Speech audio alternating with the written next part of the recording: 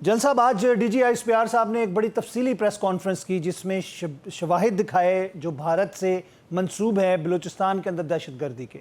खुशदार वाला वाक़या, उससे पहले प्रोपोगंडा भारत का हमने देखा जो कि गोल्डन टेम्पल के ऊपर मिसाइल हमलों की बात कर रहा था। आज तो हमने ऑडियो भी सुनाई, आज हमने उनके पूरे पैटर्न को एक्सपोज किया। कैसे देखेंगे आज की प्रेस कॉन्फ्रेंस और DGI इश्तियार के बयानात को? फितनतुल हिंदुस्तान कहा गया इसको। मैं तो आज से नहीं, मैं तो खैर पिछले 20-22 साल से बल्कि उससे भी ज्यादा ही कह रहा हूँ कि फितना है ये जो पूरी दुनिया को ले डूबेगा। और इसमें हमें कोई शक रहे, पता नहीं किसको कोई शक है कि ये भारत पाकिस्तान में ये करवा रहा है। इशू ये है कि हम बड़ी अच्छी प्रेस कॉन्फ्रेंस थी, बड़ी इफेक्टिव, बड़ी इम्फेटिक उन्होंने बात किया उन्होंने, लेकिन इसको आगे इससे आगे लेके चलना DGI का काम नहीं है।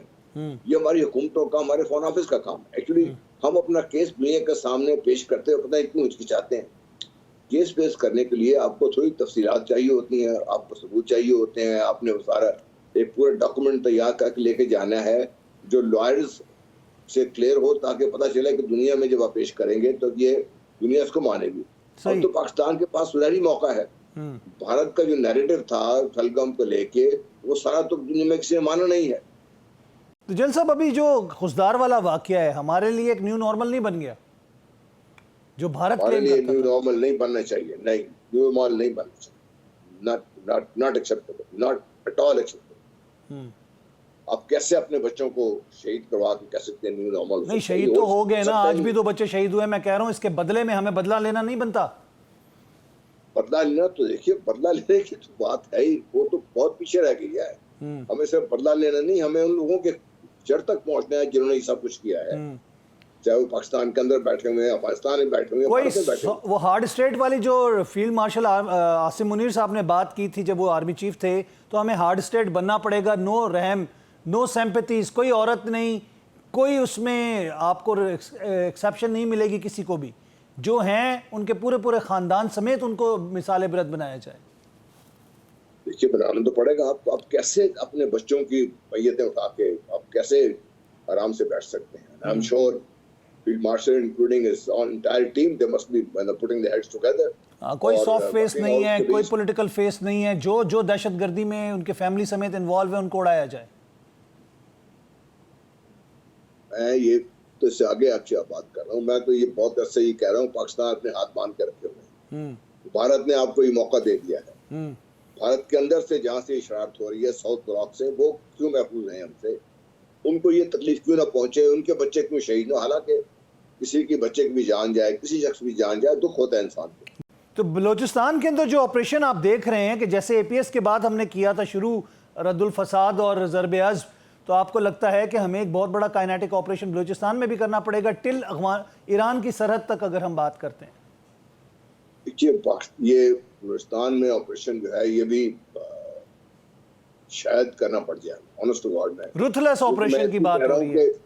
बलूचिस्तान के ऑपरेशन में काफी आपको फोर्सेस चाहिए, काफी आपको इक्विपमेंट चाहिए, और एक भारत की जो चाल है कि पाकिस्तान को किसी फोर्सेस को किसी जगह फंसा कर कुछ करे, हमें उसको भी मद्देनजर रखना चाहिए। लेकिन डेफिनेटली बलूचिस्तान के लोगों को, हमारे भाइयों को, हमारे बच्चियों को, सर, अब तो टेक्नोलॉजी का ज़माना है, आपके पास टेक्नोलॉजी भी है, आपके पास लेटेस्ट ड्रोन्स भी हैं, आपके पास पूरा सैटेलाइट वर्जन भी आ चुका हुआ है। चीन की मदद से आप हाइड आउट्स और गारों को निकाल सकते हैं, बाहर निकाल के बिलों से मार सकते हैं उनको।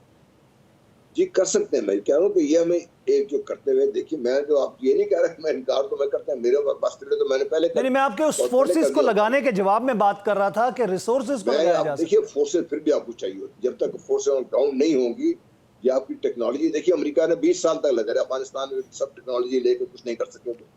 तो टेक्नोलॉजी की एक लिमिट है, वो हमें वो समझनी चाहिए। टेक्नोलॉजी को इस्तेमाल एज ए फोर्स मल्टीप्लायर करके हमारी जो ग्राउंड फोर्सेज है वो काम कर सकते हैं।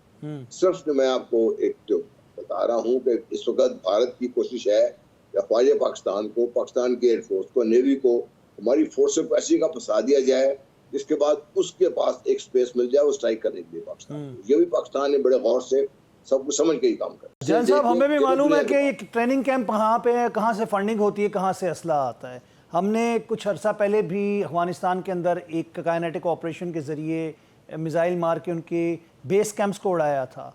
تو آپ نیو نارمل کے تحت سمجھتے ہیں کہ اب ہمارا رائٹ ہے کہ ہم ان کا پیچھا کر کے ان کو جسے کہتے ہیں حتمی انجام تک پہنچائیں اور ان کو جہنم واصل کریں؟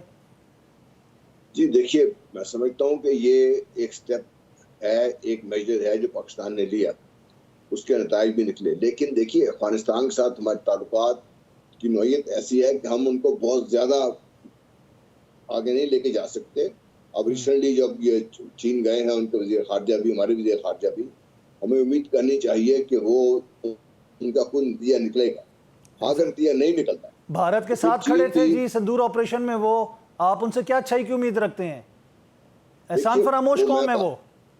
دیکھیے میں آپ جو بات کر رہے ہیں یہ بھی انفارچونیٹلی میں 2-3 باتیں بڑے تسلسل سے کہہ رہا ہوں. نمبر 1، افغانستان کے طالبان اپنی سرزمین استعمال ہونے دے رہے ہیں، وہ اس میں شامل ہیں، کیونکہ جو فوج تھی ان کی، جو ان کے انٹیلیجنس ایجنسیز تھی، اسلحہ بھی فراہم کر رہے ہیں، پیسہ بھی دے رہے ہیں، ٹریننگ کیمپس بھی دے رہے ہیں، اپنی سرزمین بھی دے رہے ہیں. جی پیسہ بھی دے رہے ہیں ان کو، ٹریننگ بھی دے رہے ہیں ان کو، ہتھیار بھی دے رہے ہیں ان کو، فیسیلیٹیٹ بھی کر رہے ہیں. ان کو ان کے پیچھے کون کھڑا ہوا ہے؟ ان کو امریکہ نے خود اعتراف کیا ہے کہ انہوں نے سب کچھ کے باوجود تقریباً $2.5 بلین ان کو دے رہے ہیں ماہانہ. وہ کیوں دے رہے ہیں ان کو؟